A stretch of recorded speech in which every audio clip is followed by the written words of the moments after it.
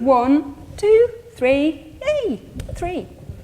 And who has a customer database that they've really sort of understood and segmented? Oh, yes, that's great. And who ties any of these up into regular reports that they look at and act on and understand? Okay, like 8 of you. If you like to leave now because this is probably not relevant to you. But so, you know, the thing is that this is really, really hard. There's a report that the venture capitalist called America does every year that is kind of legendary, and it draws out all the big trends.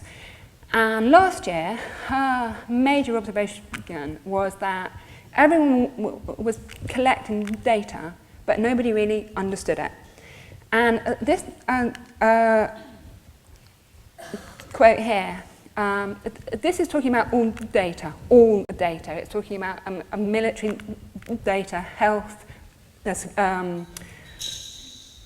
finance. It's talking about the things that are powered by huge algorithms, and yet only a tiny amount of it is really understood.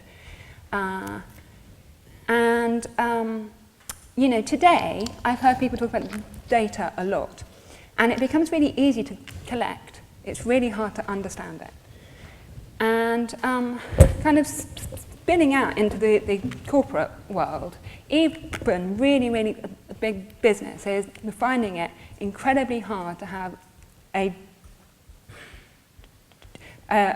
coherent customer review.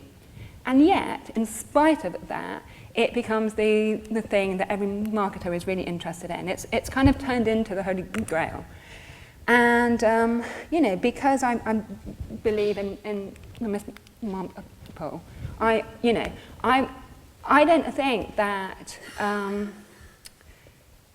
it's actually really needed. I think the thing that is happening is we're spending lots and lots of time scrabbling around, and we're not looking at the bigger picture.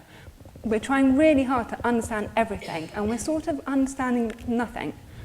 And